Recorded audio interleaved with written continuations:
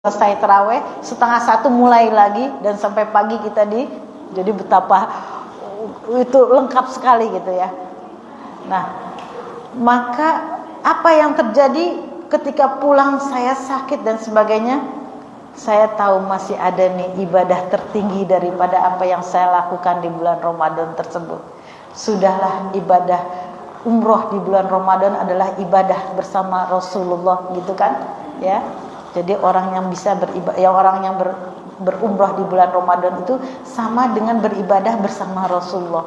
Saya selalu menikmati ketika saya syai, ketika saya tawaf, ketika saya sholat, itu saya sedang berdampingan dengan Rasulullah gitu. Nah, tapi dari sekian ibadah yang begitu agung, begitu mulianya, ternyata itu masih di bawah daripada apa? Tadi yang saya sebutkan, ridho menerima apa yang telah Allah berikan. Nah, itu. Jadi ketika kita ridho, ikhlas gitu, menerima, ya Allah, apapun yang Engkau berikan kepadaku, apapun kejadian yang menimpaku, aku ridho asal Engkau tidak marah padaku. Asal Engkau tidak mencabut hidayah yang telah Engkau berikan kepadaku. Dan aku tahu bahwa Engkau pasti akan menyelesaikan itu semua gitu. Kan tadi kembali lagi, setiap persoalan, setiap masalah Allah berikan penyelesaiannya.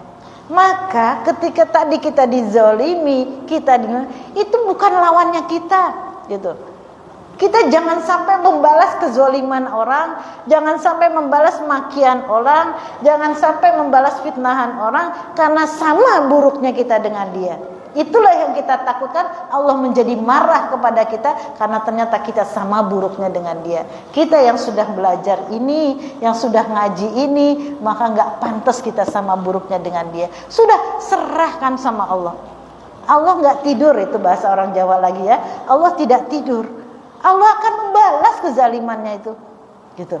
Yang diperlukan oleh kita adalah tadi kita menikmati dua makhluk yang begitu rupawan, begitu indah, begitu ganteng, melebihi suami kita, melebihi bidadari kita. Dua makhluk rupawan itu adalah yang bernama sabar dan memaafkan gitu.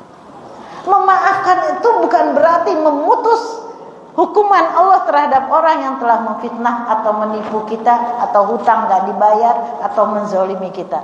Memaafkan itu adalah cara Allah membersihkan hati kita.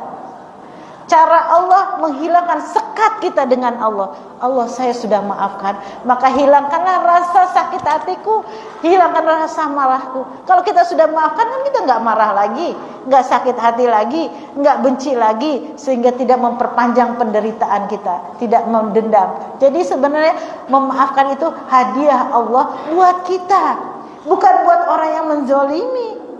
Orang yang menzolimi itu ada urusannya dengan Allah. Kamu pernah menzolimi si Anu, kamu pernah menipu, kamu pernah memaki orang itu ada urusannya sama Allah. Itu berhadapan dengan Allah, ini yang paling mengerikan. Makanya bersyukurlah bukan kita yang menzolimi dia. Paling takut itu kita gitu ya. Yang paling takut itu apabila kita menyakiti orang ya, akan ada tangan yang di tengah malam berdoa kepada Allah untuk apa? Untuk membalaskan atau untuk menyerahkan kezaliman kita kepada Allah. Itu pasti Allah balas, pasti. Gitu. Bukan kita berdoanya tidak boleh berdoa jelek, tapi ya Allah, aku serahkan semua sakit ini, semua perbuatan ini. Udah Allah yang mengerti, enggak usah dikasih tahu. Allah biarkan dia anak istrinya bercerai, suami dengan suaminya bercerai, dia mengganggu suami saya, misalnya gitu kan, nggak usah. Itu mah ecek-ecek, yang kita minta tuh ecek-ecek. Tetapi Allah maha bijaksana, maha mengerti apa dia akan melakukan hal yang sepantasnya dengan kezaliman dia.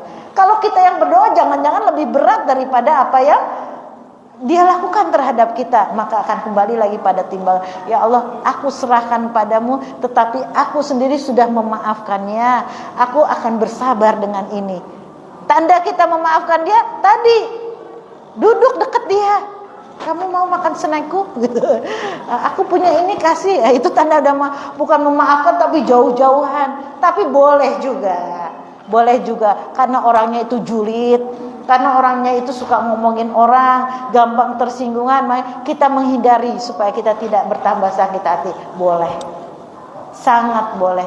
Bahkan kita nggak boleh berteman dengan orang yang suka ngomongin orang, yang suka gampang marah, yang mau enaknya sendiri. Kalau ada kumpulan dia pokoknya orang pada rewangan, dia cuma duduk manis, habis itu dia duluan yang dapat makanan. Itu orang-orang yang kayak gitu tinggalin aja gitu. Itu membuat penyakit di dalam hati kita, menjadi kita marah, menjadi kesel, menjadi apa. Jadi orang-orang yang julid, orang-orang yang pelit gitu, itu jauhi.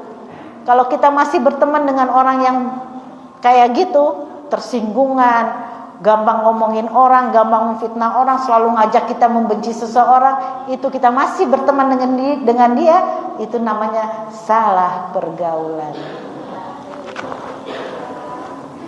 Tadi itu dulu ya. Ya. Alhamdulillah, tepat pada sore hari ini Jumat 2 Mei 2023 terkumpul Rp620.000.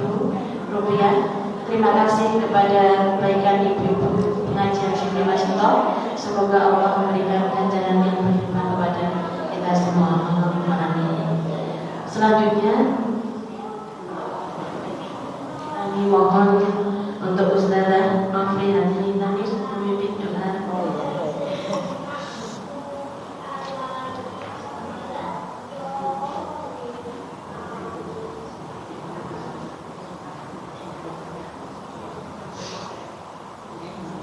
Baik ibu-ibu semuanya, mari kita tundukkan kepala kita, menyambungkan hati kita kepada Zat yang maha melindungi kita, yang maha memeluk kita, yang maha selalu menatap kita, yang membalas setiap perbuatan baik kita, yang kita tempat memohon ampun kepadanya.